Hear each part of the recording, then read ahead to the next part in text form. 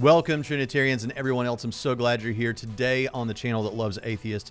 We are going to be responding to a YouTuber called Prophet of Zod as he gives 7 questions that he thinks that atheists should ask Christians when in conversation with them about worldview issues. And I'm going to answer those honestly, and let's see where the conversation takes us. I should say at the beginning of this that I think that what Prophet of Zod is trying to do here is not so much put out some questions that he would like someone like me to just answer in the YouTube community, or as a YouTube creator to another YouTube creator, or even an apologist to an atheist. I think what he's looking for here is some advice that he can give to skeptics for when they talk to normal people who are Christians, not weirdos like me. So that should be said because it kind of colors things if you go into it thinking that he's posing these to someone like me. He's not. But I am going to try to answer them. And in doing so, hopefully there are some Christians who maybe saw that video or might be asked some of those kind of questions from people like him, or say people that are called street epistemologists who ask questions like this about how you arrived at your worldview and things like that. And maybe this will give you some things to think about when you formulate responses to those kind of questions. So let's jump in with the first thing that Prophet of Zod. By the way, as I always say on this channel, I appreciate the people that I'm responding to as human beings made in the image of God, and please don't feel like anything I'm saying is intended to be condescending, and it's certainly not intended to be targeting you as an individual, but ideas are not persons, and we can respond to ideas. And as I always say, some of the worst things that have ever happened in human history happened because people were afraid to respond to ideas. So there should be no offense. I'll say there's no offense intended toward Prophet of Zod. Don't know anything about him. From his tone and manner in this video, seems like a wonderful human being, but I think we need to respond to this. So here we go. We're going to play the first clip, and we'll see what he wants to know, or what he thinks you should want to know from Christians. Number 1. When did you become a Christian and why? Now, this is a pretty obvious question, and it's one I would ask a Christian to honestly consider when discussing their faith. But while it can be easy for us to convey it as a gotcha meant to corner them into admitting that they were just born into their religion or whatever, it's important to avoid doing this. Yes, we might suspect that they mostly believe in Christianity because it's the religion of their culture, and maybe that they were locked in during early childhood. But this might not be true for everybody, and even where it is more or less the case, each person's story has a lot of nuance based on their own personal experience. Reducing it to a disrespectful-sounding simplification will put them on guard and might get them either shutting down on you or defending themselves with easy, simplified pat answers, which doesn't encourage the kind of conversation we're looking for.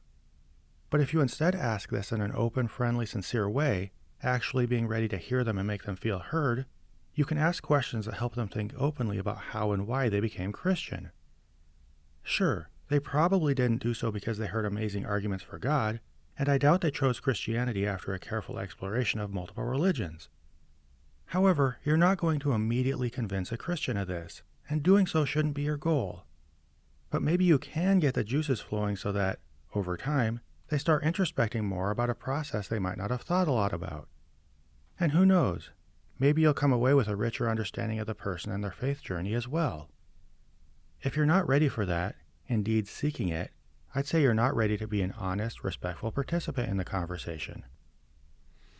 Okay, so first of all, I love the way he points out that you might not be ready to have this conversation. This is something I say a lot of times when I'm talking with Christians who may want to respond to a particular provocateur on YouTube or in their own lives, is you might not be ready for that conversation if you're not going to kind of be cool, want to understand them, want to understand more about them, how they came to believe what they believe, because the idea should be caring about the other person. From a Christian perspective, loving the other person.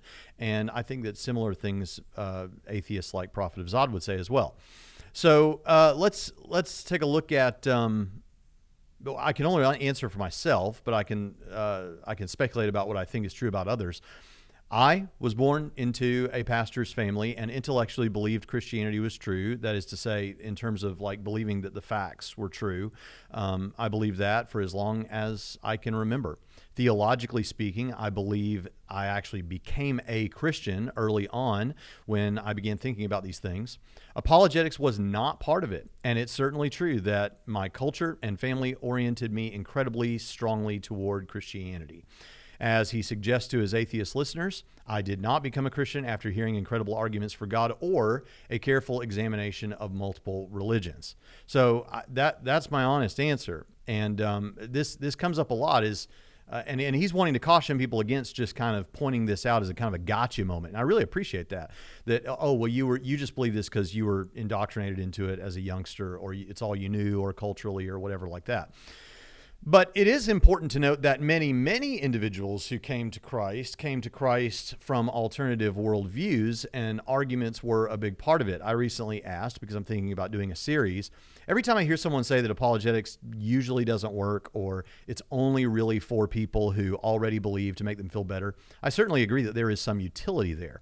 But that's not the only purpose for apologetics. And I think that the inefficacy of Christian apologetics and arguments and defenses of the Christian faith for evangelism, for seeing people from other worldviews come to be Christians for the first time, I think those are underrated or underappreciated by skeptics. And I don't think that Prophet of Zod is doing this, but I've actually, in the past, thrown out examples from comments on my YouTube videos and thrown them out on Twitter or somewhere saying, hey, look, here's this person says they became a Christian because of the arguments and evidences. And no matter how many times I do that, some atheists will say, well, yeah, but there's some particular case about that person that means that testimony doesn't count, that change doesn't count. Well, you can do that, if that's what you're committed to. But the fact is, often people do come to believe partly because of evidence. We're going to get to this later, but I don't ever think that anyone makes a worldview shift of this magnitude only because of one thing, be that emotions, desire, a desire to sin, a desire to get free from sin, a desire, the evidence, family, friends. I think we are complex human beings, and so I think there's usually more to it than that. And we'll talk more about that later. But the deeper question is, why should this bother us? And maybe Prophet of Zod says it shouldn't necessarily bother you. But I think the tone of the video, unless I'm missing something, is to get the Christian to evaluate how they came to believe and go down that road a little bit and try to figure out, do I really have good reasons for believing this? And if you didn't come to Christianity because of these arguments, then maybe the arguments were an afterthought or something that helped you feel better, but they're really not all that valuable. Now, Prophet of Zod didn't exactly say that, but that, of course, wouldn't be true, would it? It could be that I came to believe that the earth is round because I read it in a comic book. Well, that's not necessarily a good reason to believe that the earth is more or less round because you read it in a comic book. But it doesn't mean I'm wrong. I could find out later that I was that it's true in spite of how I came to hold it. So it could be that a particular Christian became a Christian just because they were raised in it, or because from a very early age they were predisposed toward it, and as I said, oriented toward it in a pastor's family who had no knowledge of the evidence and didn't care. I just believed it was true about the way that the world is. But then later you actually do find out there's really good evidence. So this shouldn't bother anybody, I don't think. I think a Christian should be perfectly confident in saying, yeah, I was first exposed to Christianity. I have deep roots in this because all my life I've pretty well been raised to believe that it's true. That's not the problem. Would be if then the person says, that's how I know that it's true. Well, that would be a problem. But of course, that's not really a problem for those of us who don't look at that as a part of the evidence. Now, that doesn't count in favor of any particular perspective. It's just a biographical fact about the individual. Let's go on to the next one, and let's see what he has to say. Number 2. What role have arguments for the existence of God played in your understanding of your faith? I find this a good follow-up to the previous question, as I honestly don't think arguments for God have changed many people's minds about anything. In general, I see apologetics mainly as after-the-fact rationalizations designed to help people feel better about what they already believe. But is it helpful just to blurt this out to the average Christian? Probably not. So I'd suggest instead asking questions that might get them thinking about the role apologetics have played in their faith journey, such as, when did you first start hearing arguments for God? Which arguments have you found most compelling? How have they affected your thinking? Were they what actually led you to Christianity, or did they otherwise significantly define your Christian beliefs? Or did they mainly just reinforce what you already believed? There are a lot of ways to ask these questions, both in tone and phrasing, so it will be important not to present them as leading or demanding questions. Sincerely be ready to hear what the Christian says, and hopefully prompt them to think through how they came to believe what they do, and what role arguments played in the process. Did arguments for God, what arguments do I think are the best? I think that the Kalam and the teleological arguments are the best arguments for God's existence, versions of them. And I think for Christianity specifically, the resurrection, but also an abductive case of if God exists on the basis of those previous two arguments, what is it meaningful or reasonable to believe that if such a God exists and created what resulted in, however he did that, relational human beings who want relationship and value relationship, is it reasonable to assume, is it plausible to assume that he would have at some point tried to communicate with those individuals? Yes. Okay. And then I do a simple analysis of worldviews. We're going to come back to that in a moment. But for various reasons, I can cull away. I think I can, if we just look at the major world religions, you've got Islam, Judaism, and Christianity, and then Buddhism and Hinduism. I've got logical problems with Buddhism and Hinduism. Of the Abrahamic religions, we could say a whole lot more, but at the very least, there's a guy smack in the middle of there who Orthodox Christians argue claimed to be God or acted as though he was God and with God's authority.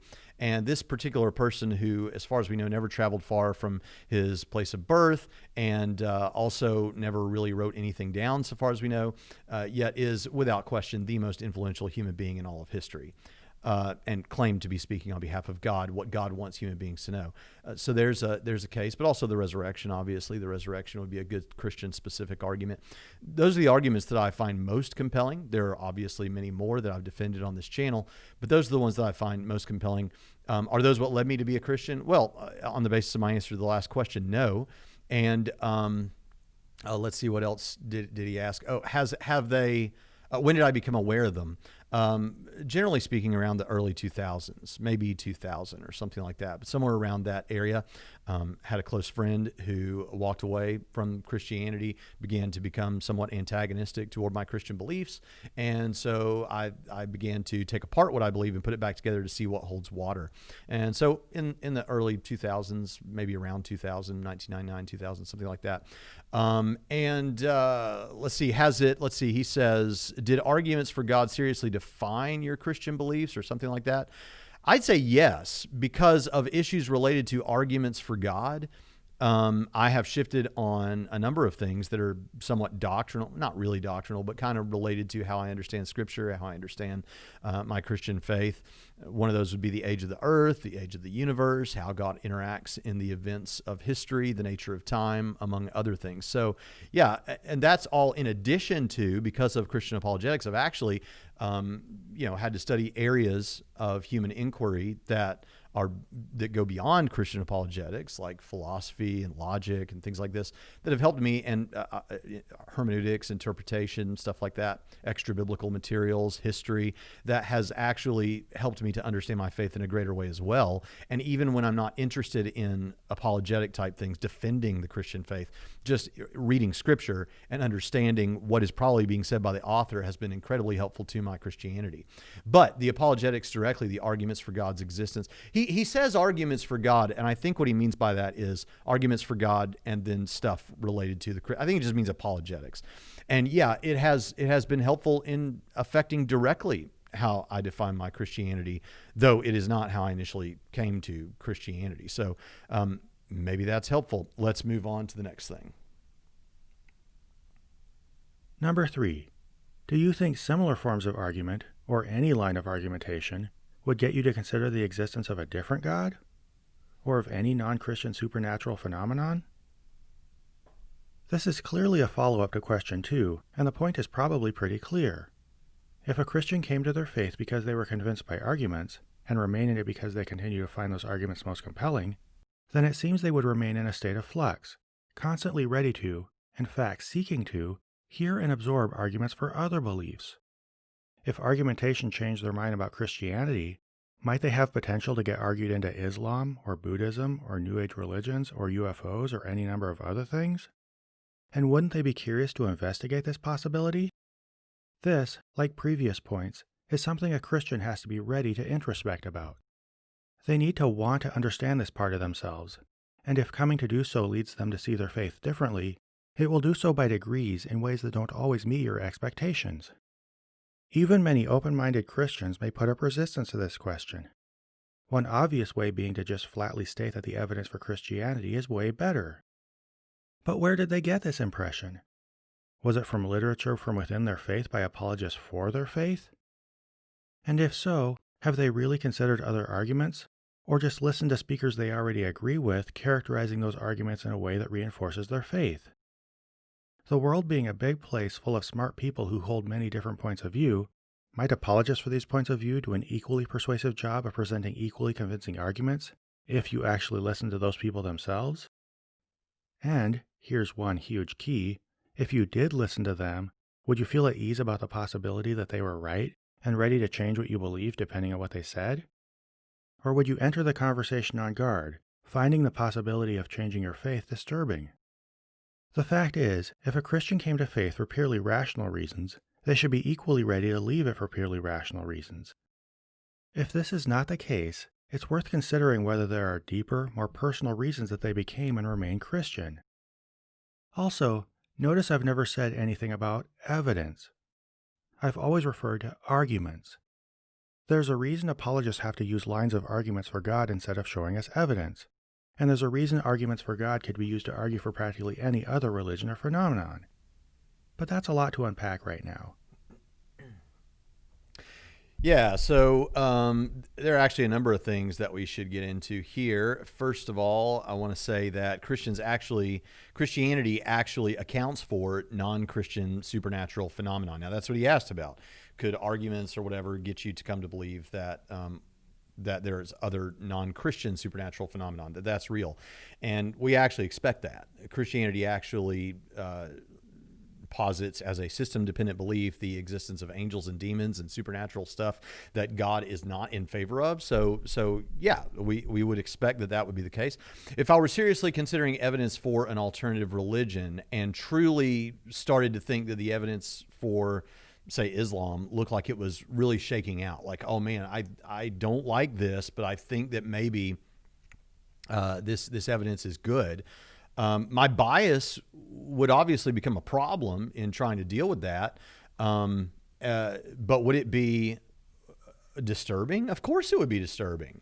See, this is where I want us to be honest about the fact that whether you're an atheist who is now committed to your atheism, and I realize that becoming an atheist might have been something that was difficult, so I'm not downplaying that at all, but whether you're an atheist now and evaluating some other worldview like Christianity, or if you're a Christian and looking at other worldviews, or if you're a Muslim and looking at other worldviews, the notion that it looks like maybe you're wrong, of course, is going to be very disturbing, because our worldviews, and particularly our views about God and what is God like and what is the nature of reality, and if there is no God, those are issues that are going to have major impact. They sit centerpiece in our worldviews. And so as a result, of course, that's going to be disturbing. And of course, bias plays a part of this.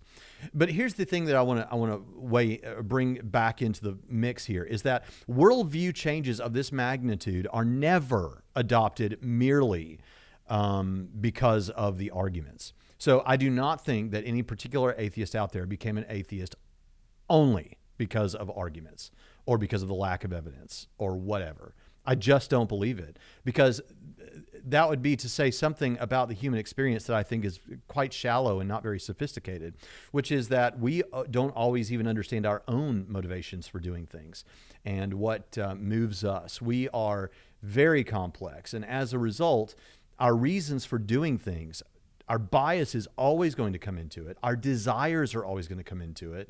And it is virtually impossible to make a decision of that magnitude purely on one thing, because of one thing. And so so yeah, of course, your bias is going to be there. Now, of course, what we want to do is recognize that. And by the way, if you don't recognize that, if you are one of those people that walks around acting like the only thing that interests you is the evidence, if you're one of those people, the literature shows that you actually may have a larger bias blind spot than most people. So you got to recognize that bias and then work to minimize that bias and try to make the courageous, right decision of standing on the courage of what should be your convictions based on the evidence that you're seeing. So would it disturb me? Yeah, of course it would disturb me. There are a lot of atheists that if they started coming to believe that Christianity is true, it would disturb them too. There are a lot that would be thrilled, I'm sure, about that. But people are complicated. And I think that the way this is presented is as though the only thing really at play at any given moment is evidence and arguments or not. And I just think it's more involved than that. These alternative religions that would come to, that would be presented that perhaps, hey, if I came to Christianity because of the arguments and evidences, now again, I don't think you ever make moves just because of those, but let's just say I did, then could I be equally attracted to some other worldview if I thought the evidence and arguments stacked up for it? Yeah, probably. If the evidence and arguments did stack up. And we would just need to look at those. We would need to look and see, do the evidential reasons for accepting this position stack up against Christianity? Now, as Prophet of Zod rightly and cleverly points out, many Christians will say, yeah, of course, but Christianity's stuff is just better. And I do agree that Christianity's stuff is just better. But are there, he says something like, are debaters or not debaters, but are the thinkers, the really smart thinkers and apologists for those other religions, couldn't they put together a case that is as persuasive? I don't think so. Is it possible that through the use of rhetoric and just being a better speaker, perhaps, like if you have a debate and there's a Christian guy over here and there's a Muslim guy over here, and the Muslim is just better at debating, more persuasive, could he make more of an impression? Yes, but if we're looking at the arguments, are the arguments themselves as impressive as the arguments for Christianity? Well, I'm a Christian. Of course, I don't think they are. But I think that we have a mountain of literature that I think bears that out, and debates that bear that out. And so I would point people to look at those and evaluate those. So is it possible if the evidence was better? But I don't think the evidence is better. And what someone would have to do, what another religion would have to do, is to knock down the best reasons to believe that Christianity is true, principally the resurrection of Jesus as a real historical event. And of course, the claims that Jesus made. You'd have to give me a reason to believe that Christianity is not meant to be. Well, if they knock down the resurrection, that'd be fine. But if they didn't knock down the resurrection, but still tried to incorporate Christianity, as some Hindus might do, then one would have to deal with the passages that seem to support Christian exclusivism, that Jesus thought of himself as the only way to God, the only way to the Father. You'd have to knock those down. So you'd have to do one or the other, that or the resurrection. I don't think you can do it. And then they would have to erect something else in its place that is more plausibly true than the Christian position.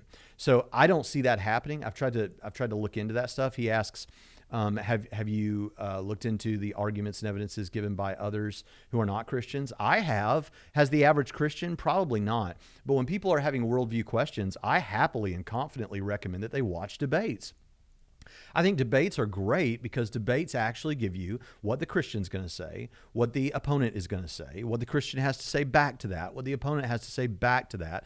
And while I always think people should read books, read more books, the truth is that debates are a good microcosm of a book to give you the most important pieces on both sides of a particular issue if they're good debaters. So, I think...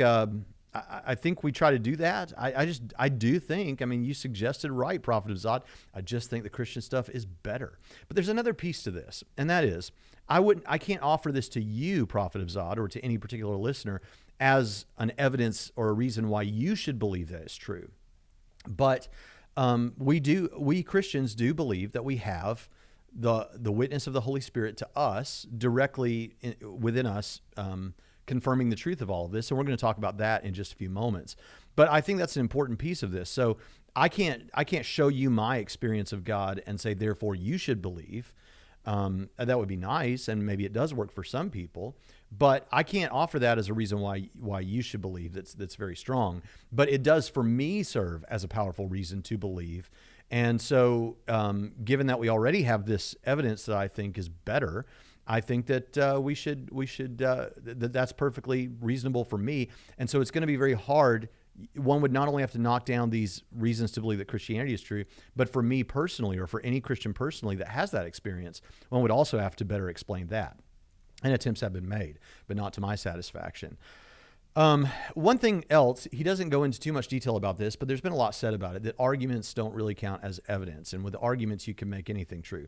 Well, not if they're good arguments. I mean, in a certain sense, what Prophet of Zod is doing is laying out, in sort of a Socratic way, asking questions. He's trying, or at the very least, he's trying to convince the atheist listener that they should approach conversations this way. In other words, he's arguing that this is a good way to approach this. Arguments, if they're done right, can't just show that anything is true. If they do, they'll have flaws in them, and hopefully we can point those out, or undefended claims. And so I just think this fails. Arguments can serve as evidence. But better than that, when we come to testimonies, I'll show you how I understand evidence, and maybe that'll be more helpful. So at this point, let's move on to that. Number 4. How do you account for testimonials from other religions? This flows pretty naturally from question 3, in that both ask Christians to think about whether the things that reinforce their beliefs don't reinforce other religious beliefs as well. More than arguments for God, Christian belief is based on testimonials, which can include anything from the classic Christian idea of a testimony, the story of what they were like as a believer, how they came to Christ, and how their life was changed afterward, as well as anecdotes of times they believed supernatural things happened.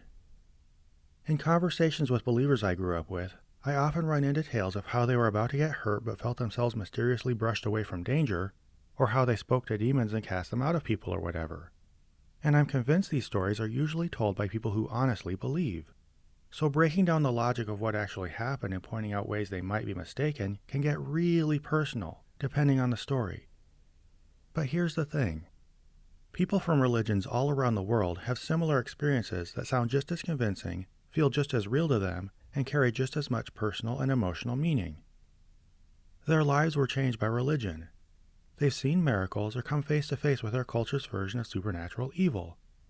They feel they have a relationship with their deity, and many express these ideas with the same level of conviction as a Christian in close to the same terms. So do they not deserve the same respect as Christian testimonies?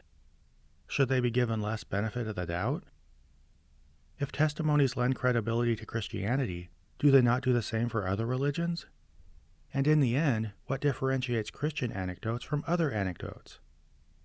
Really thinking about these questions can open up a huge can of worms, since testimonials are a huge part of what validates faith in the mind of the average Christian. And while they won't prove Christianity wrong, they show that testimonials do little if anything to set Christianity apart from any other set of supernatural claims. The core point here is that promoting its own testimonies while hiding believers from those of other religions creates the illusion that Christians have a body of experience shared by nobody else, not only making them feel a false confidence in their faith, but minimizing the beliefs and experiences of others. Hopefully getting a Christian to think about this will at least shed some light on the false certainty they get from testimonies, as well as giving them a better understanding of, and respect for, people of other religions with whom they actually have a lot in common. Okay, the first thing I want to say, and I think this is relevant, and this is not at all meant to be an insult to or a gotcha moment for Prophet of Zod, but isn't it the case that you say, if we would expose ourselves to the reality that people in other religions have some of the same, they feel that they have the same experiences of God that we do, just some other God, and that they have a relationship with God. And wouldn't that help us to value, I don't know exactly how I said it, but value people better because we recognize that they have their own experiences and that sort of thing. And we don't want to devalue their personal experiences. But ultimately, though Prophet of Zod is encouraging people to be very friendly and respectable and respectful in carrying out this method of question asking, isn't that ultimately the end game? Is to not just get the Christian to put himself in a position where he recognizes that other people have experiences that they think are experiences of God as well, but ultimately these experiences aren't really of God, that there's a better explanation for them. I think that becomes clear as we get into the next couple of questions, but isn't that really where we're going? Wouldn't that then devalue my personal experience of God as well as everyone else's experience of what they think is God? That's very odd to me. I'm not sure I get that, but maybe he wouldn't say that. Maybe he wouldn't say that's what he's trying to do. But let's think about this. So testimonials. This is actually a great reason to encourage churches to have apologetic programs in their church, because I agree with him. I think that it is not good apologetics to argue, you should believe this because I've had a personal experience of God. Now, if, like the earliest disciples of Christ, you could point to experiences that were had in a group and there's stuff like that that can kind of support itself, that's a different story. But just saying, I've had this personal experience of God, my life is better. I tell people in church all the time, every religion will say that. Muslims will say that. Hindus will say that. How does that differentiate? Obviously, we believe that something special is going on within Christianity, with our relationship with God, because we're Christians, right? But in terms of offering evidence, like, that's important for you as an individual, and that's something that's meaningful and important to talk about with other Christians. But for the individual who you're trying to reach, you need to give them arguments and evidence, not just the testimony, although you can then put a little gravy on it and talk about the testimonial side of things as well. So I think that that's important to throw in there. What's the difference, he says, between Christian anecdotes and other religions' anecdotes about experiences of God or whatever? Well, because we think that the Christian anecdotes are underwritten by good reasons to believe, arguments, evidences, those sorts of things. I mean, it all really does come back to that. And a lot of these questions are kind of peripheral to that, or they're about the Christian life, or they're really about the individual being asked, what about your experience? The question about, were you raised in this? Is that really how you first came to believe? Yes. What does that have to say about the truth of Christianity? Were the arguments the things that were really instrumental in you coming to believe? No. What does that say about the truth of Christianity? These are important questions to ask. Would you be convinced by other religions? Complex question. We've answered it here, but what does that say about the truth of Christianity? Ultimately, we should be interested in truth. And a lot of times, I don't know if this guy considers himself to be a street apologist, but a lot of times what the street apologists will do is they'll ask questions that have to do with a person's internal psychology instead so much of the truth, the good reasons to believe that actually do exist. And that's, of course, where we want to focus most of our guns. Now, testimonies can be personal. And again, that's for the individual, that's very powerful. It might not be powerful for anyone else. But there are secondhand testimonies, and he alludes to this. Let's just say that a particular person says, my father was involved in X, Y, and Z. It was destroying his life. It was not good for him or the family or anyone else in the community. But when he became a Christian, we saw a change that was very rapid or immediate, or perhaps long, but obviously there. The way he thought about life changed dramatically, and his walk with Christ served as a source of conviction in him that guided him to living a better life. And for that reason, I believe, because I watched him go through it. Okay, that is secondhand. The testimony of that man is still that man's testimony. It's still internal to him. But others did see something that gives them reason to suspect perhaps this is true. Conclusive? No. Certainty? No. But here's how I think about evidence. I said this in a previous show. I'm looking across the river at Henderson, Kentucky, from where I'm at in Evansville, Indiana. And if a man were to come to me and say that at a baseball field over there, he saw a UFO land in the middle of the field and then take off again, and no one could explain it, but he saw it. Okay, do I have reason to believe that's true? You might be tempted to say no, but actually, I have more reason now to believe that's true than I did before he told me that. One person's testimony now does count for something. It's a non-zero. It counts for something in a non-zero way. Am I convinced? Absolutely not. We know that there are people that say all kinds of things. So I'm not anywhere near convinced, but it's a non-zero movement of the needle. Now I have some reason to believe this that I did not have before he told me that. Now, what if 20 people tell me that they were all there and they all saw it and they talk with each other about it? Now I have even more reason to believe it's true. What if an entire baseball stadium or whatever tells me that they all saw it, and perhaps the mayor and a leading academic from a nearby university and a lawyer and all these people are there, and a police investigator were all there and they all saw this? Now do I have more reason? Well, if I have more reason to believe this now than I did when just one person told me, then clearly there has been an increase in reasons to believe. i.e., there has been an increase in some kind of evidence. So testimonials can serve for something. And if a person sees a dramatic change in the life of someone they love, that does count for something if the person is attributing that to Christianity. Is it conclusive? No, it is not. Do other religions have that? Yes, they do. But it does count for something, is all I'm saying. And a person would then be justified in having more reason to believe in their own mind that Christianity is true. But I wouldn't think that would get you there completely. I think you still need undergirding reasons to believe, like for a person who doesn't know anything about apologetics, could be the personal witness of the Holy Spirit in their lives. And again, we're going to get to hearing from God and all that sort of thing. But then second, also there is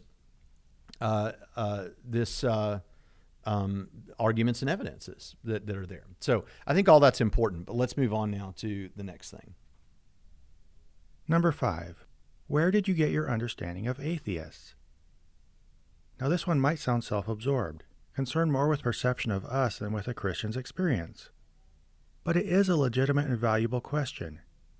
It addresses core issues of how Christians build their understanding of others, and it's key for them to think about if they're really seeking to converse with atheists. In my experience, very few Christians have interacted with openly identifying atheists, so pretty much their entire idea of us and of atheism comes from things they've learned within Christianity. And of course you know what most of it sounds like. We are generally depraved, we deny God because we want to sin, we think the universe came from nothing, we have no basis for morality, and so on. In my experience, this solidifies many Christians' understanding of who we are before they ever talk to us, to the extent that I've often found myself unable to get someone to hear my actual position once I've explained it. So it would be helpful if, in a constructive and friendly way, you ask a Christian what they think about atheists and where they got those ideas. If, upon reflection, they realize they learned most of it from other believers or from the Bible, they will hopefully be willing to rebuild most of their understanding by conversing with, you and other atheists. Of course, this will be a process. It may have its ups and downs, and it depends on the openness of the person you're speaking with. Okay, so I got my understanding of atheists. I actually didn't hear too much, or I don't recall hearing too much at all about atheism growing up. I lived in Florida until I was 10 years old. And at that time in the American South,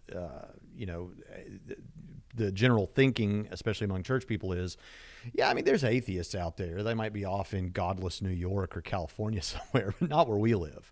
If that's offensive, I'm just messing around. But I don't think I heard too much about atheists. I knew that there was such a thing, but I don't think I was told like that they suck the blood of children or anything. In fact, the first time I heard a phrase like that was from an atheist. My first exposure to atheism really was from a friend who became an atheist. And I think you're going to see more of that in the future. I think as the internet is now, everybody's got the internet no matter where they are, even out in the sticks. People are hearing from people like you, and actually that might be a thing. People can get a bad taste in their mouth from Christians in a lot of ways, but one way is their interactions online. People could get a bad taste in their mouth for atheists because of atheist interactions online. There's some people that are very kind and friendly and reasonable, and there's some people that just act atrocious online on both sides of that. And so that's something to keep in mind there. But I think you're going to see less of that caricature as newer generations come up and atheist speakers are more obviously accessible online.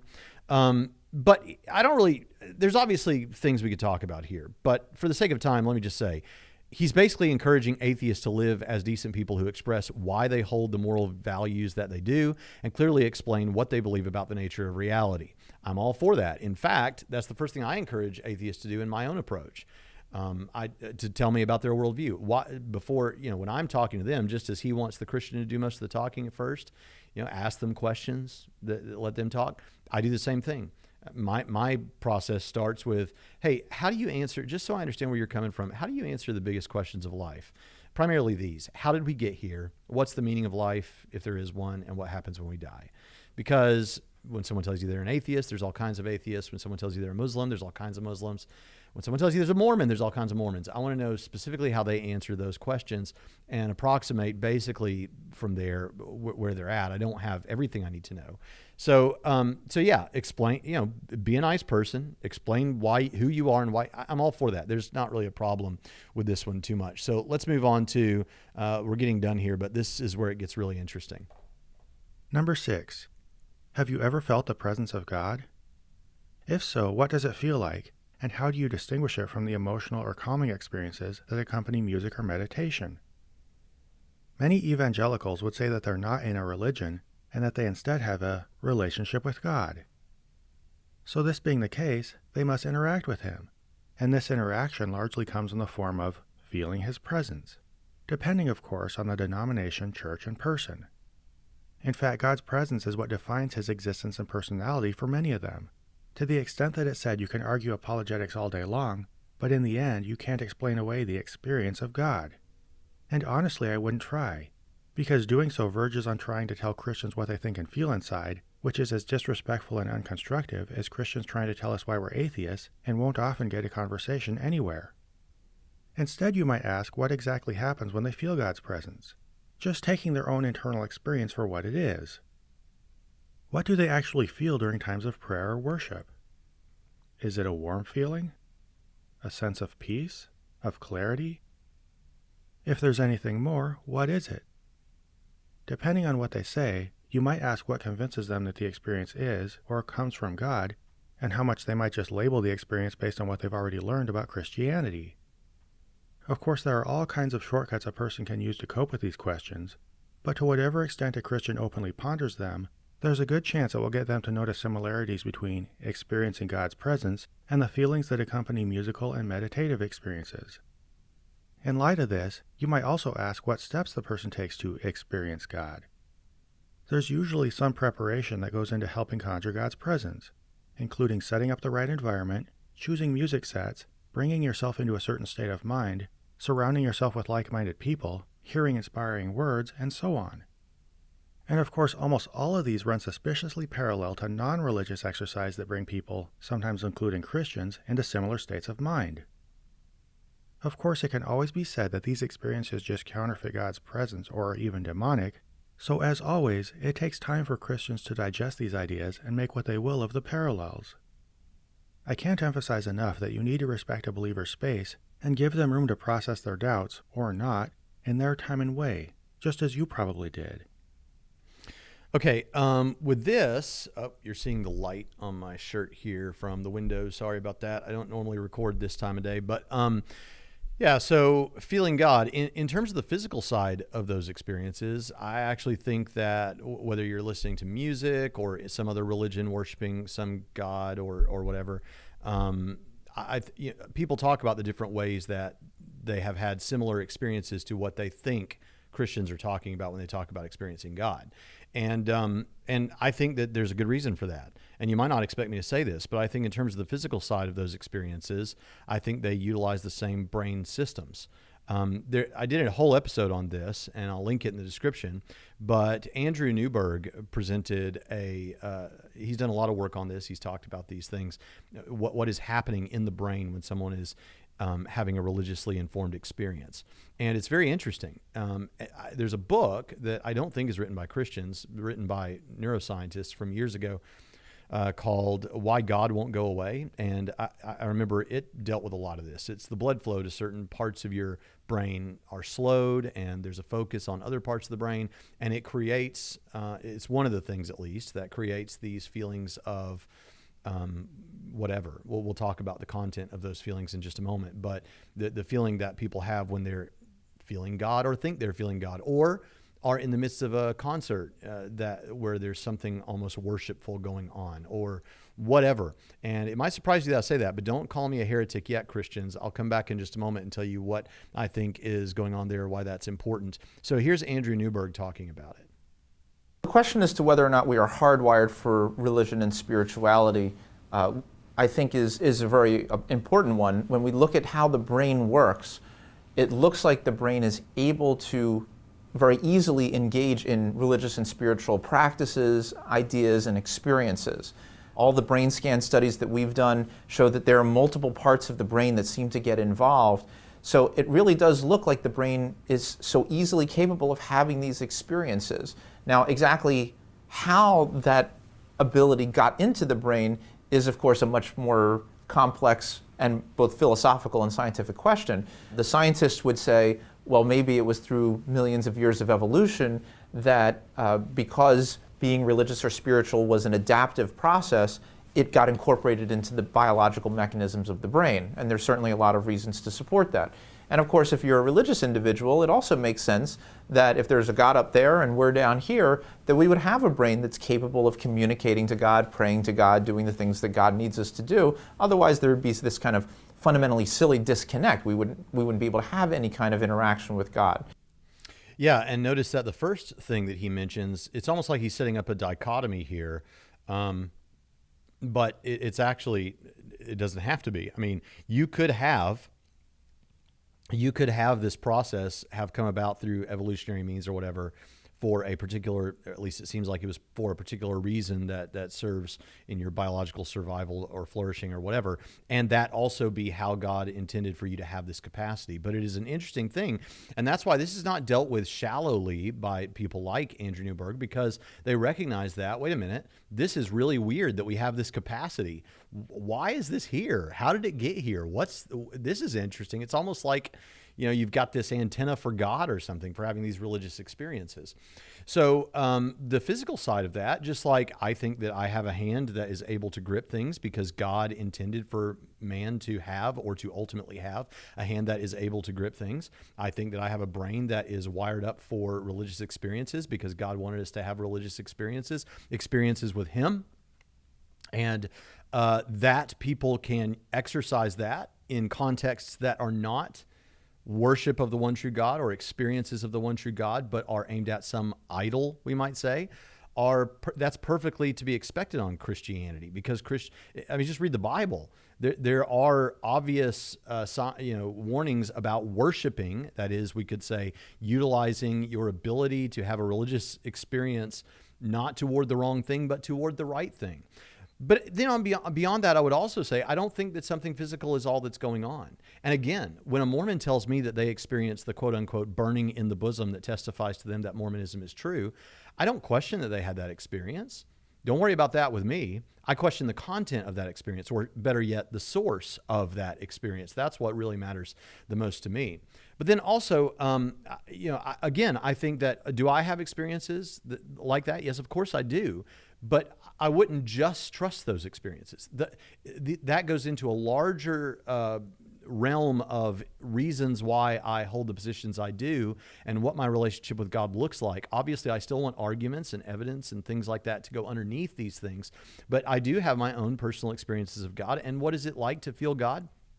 Well, there are obviously those times in worship when I'm corporately in church with other believers, or privately when I'm praying, or singing songs myself alone to God or whatever, that I have that experience.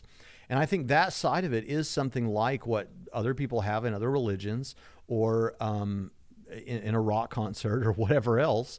But I think it's deepened here. And one of the reasons that I think it's deepened here is because I have had moments where I felt like it actually goes beyond that and transcends that. Now, those have not been often. In fact, there's a Christian apologist, Jonathan McClatchy, who we had on the show not too long ago, and I saw him saying something on social media recently about how he believes that Christianity is true purely because of the publicly available evidence. I hope I'm representing you correctly, Jonathan. I don't mean to communicate that wrongly. So not everyone has quite the same experience I have, but there have been times that went way beyond the sort of experiences I've had in worship or in prayer. For instance, there was occasion I've talked about on the show before when I was in the midst of an incredible personal tragedy, the sort of thing that some people commit suicide over. And yet I went and I was at a gas station in Green Hills Mall in Nashville, Tennessee, and I walked away. I'd pumped my gas, and then I went and walked and sat on this little cement wall and had my feet in the grass, and suddenly had this incredible, I needed God, and had this such a sensation. I didn't hear an audible voice. I didn't feel a physical touch, But the only way I can describe it is an obvious presence descended on me in such an undeniable way that I remember in the moment saying, Braxton, on the basis of this experience, you never have to really experience doubt again. Now, of course, I have experienced doubt. It's one of the enemy's favorite tools against the faithful. But it was unbelievable, and it was so powerful. So I had that experience. You could try to explain that away, but it went way beyond the typical experience of worship that I think is shared. I think this was something more. And because I think there was something more there, I think that when I'm having a prayer time or whatever, where I'm experiencing something more like what people experience in other contexts or in other religions, where they're exercising that capacity to worship, let's say, I think that mine is going a bit deeper because I'm aware of these experiences that go way deeper, though I've not had them often. And so, but here's the other side of that. Christians should not feel like second-class citizens, and atheists shouldn't doubt the truth of Christianity because they themselves have not had such experiences. Because I cited Jonathan McClatchy for a reason. Not everyone has those experiences. And to that point, I had gone over 2.5 decades without ever having had an experience to that degree. So what's it like to feel God? Well, it depends. But the idea that other religions have that too isn't a problem, because I think we're set up to connect with God, set up to worship. And I think you can use that wrongly. So I hope that that's helpful in answering. Another thing I would say lastly on that point is to say that many times what you can do is notice the religiously informed theater in which the thing occurs. For instance, it may be that it's at exactly the moment you need it to come, or something like that. Sometimes it's a little too specific, or a little too appropriate or right. It's one of those things that I've said this about prayer. Standing on the outside, you can criticize it, and that's fine. We're not offering this as an apologetic. We're not offering our experience of God as a proof that you can have access to why you should believe that it's true. But once you are a Christian, and again, this may take decades, and you experience it enough times, something like that, then it becomes unmistakable. And though it's not an apologetic for anyone else, for you personally, it serves as powerful evidence. So I hope that is helpful in answering. Last clip I think we have is on the voice of God, which is a similar question. Number 7. How do you distinguish the voice of God from your own thoughts? This one is so similar to number 6 that I'd almost consider them parts of the same question. But they are significant enough difference that I thought it was worth treating them separately. Whereas feeling God's presence often just amounts to emotional communion with God and assurance He's with you, and not much more needs to come of it, thinking you've actually heard directions from God is a totally different animal. Similar to question 6, I'd ask Christians to introspect on what's going on in their heads when they hear God speaking to them. What preparation do they need to start hearing God's voice? What does it sound like? For most Christians, God's voice comes in the form of impressions or suggestions. It takes preparation to start receiving them, and they're trained to use discernment to sort His voice from their own. But why would God communicate this way? If He has important things to say to you and wants to be sure you hear Him correctly, why make you go through this process that has potential for you mistaking your thoughts for His voice and vice versa? And if discernment enters into the picture, by what process do you filter God's thoughts from your own? In my experience, Christians are taught to judge whether something is the voice of God by making sure it agrees with their understanding of Scripture. And they're encouraged to take the counsel of older believers, especially older, wiser believers, into account. It sounds like there's a certain amount of wisdom in this, and I can appreciate how it anchors Christians in the sanity of surrounding voices. But are you really doing anything other than filtering your own wandering thoughts through a body of existing theology as an exercise in training your own mind to tell you what you already believe? At best spurring random flashes of inspiration that you risk misunderstanding or blowing out of proportion? Or if not, and this really is the core question, can you describe the difference between this activity and how you hear the voice of God? Yeah, there's a lot actually to appreciate here. I've made similar points that I think that particularly a certain kind of Christian will have their prayer time and they will pray, and then they will wait to see if they hear God's voice, because they've been told, even though the Bible nowhere says this, that prayer is a two-way conversation. And so they'll pray, and then they'll listen, and then they won't hear anything, and then the person will think, hey, wait a minute. Didn't I had a thought just then. Could that have been the voice of God? It wasn't very powerful, but then, hey, it's a still small voice after all, right? Maybe that was it. And so the Christian comes to believe that's God speaking to them. This, by the way, is how some cults begin. So be careful. Another thing that's a little bit better does involve Scripture, but it involves the person randomly opening the Bible and putting their finger down somewhere in the text and expecting God to speak that way. Not that he can't. God can do whatever he wants. But when you do that, the person then reads something in the Bible, maybe a word, maybe a phrase, and again, a thought flutters past, and they think this must be God speaking to me. I think that a much more obvious way is to read the Scripture regularly, try to understand the nature of God, the nature of Christianity, and what the apostles taught. And then when you face moments in life where that wisdom is helpful in your making a decision, then you make that decision. Now, does God speak directly to people? I have reason to believe that he does, but I don't think that that's the most reliable way to hear from God. The most reliable way to hear from God is in his word. I don't hear God's voice in a specific way like some people claim to. The closest I've ever gotten to it was when, on the night that I felt that God was leading me into the gospel ministry, I was at a youth event, and we were in Michigan, Grand Rapids, Michigan, and our youth group was in a fight. And our youth pastor was frustrated, and he said, everyone just be quiet and bow your heads and pray. In fact, he might have even said something like, I don't really care if you really pray, just bow your heads and be quiet. Well, I wasn't involved in the argument that was taking place, and so I did pray. And I prayed that God would tell me or give me some answer about what I should do with my life. And I got this overwhelming impression. He asked, is it like an impression? Well, in this particular case, I had this overwhelming impression that I should go into the gospel ministry. But I told God it would take something much more specific if I was ever going to do that, because I had a father who was in ministry, and I didn't want to be in professional ministry, or whatever you want to call it, full-time ministry. I wanted to be a musician. That's really what I wanted to do. And so I said, God, you're going to have to give me something much more obvious. Now, what happened next, for some of you, you could laugh at, and that's fine, but it's something that really did happen to me, and you could interpret it as coincidence or whatever else. But this is where I'm talking about this religiously informed theater of the moment. I looked up, and immediately in front of me, because I was sitting on the front inside row of this small church we were in, and there on the communion table was inscribed, as there are on many communion tables, this do in remembrance of me.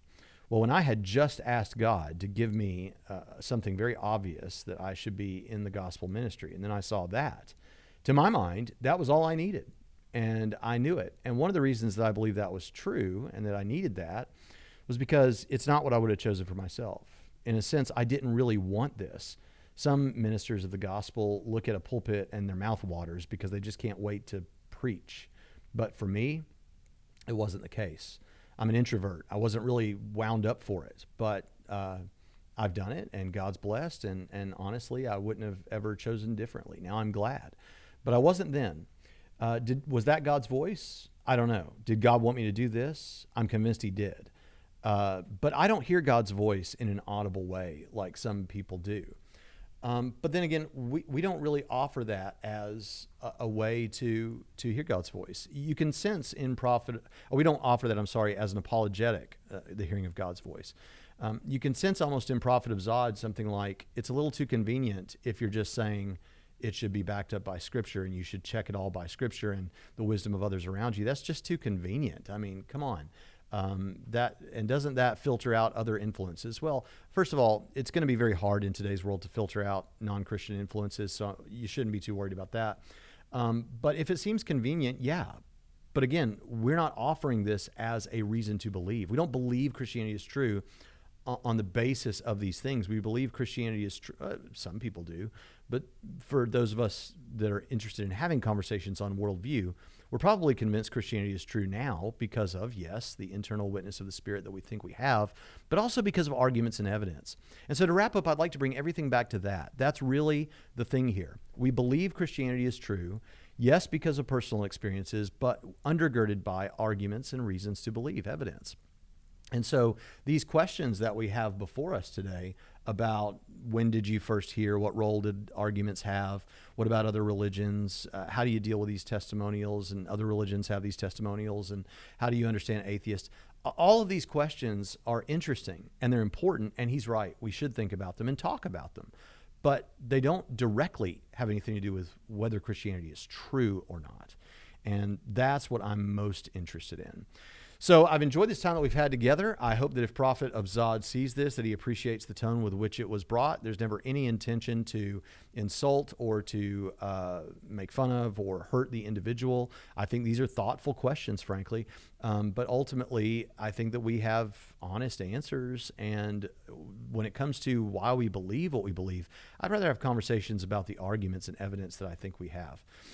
So with that, if you'd like to support what we're doing, you can help us out at patreon.com/TrinityRadio. There you'll find 5 full seminary level courses on apologetics, major worldviews, major world religions, contemporary apologetics, the problem of evil, all kinds of stuff there with PowerPoint, as well as a bunch of free books that I've written and maybe a couple that somebody else has written, extra episodes that we've never released. I've got one that I'm about to release this week, and a lot of other stuff. I hope that you'll check it out. And with that, I'll see you next time on Trinity Radio.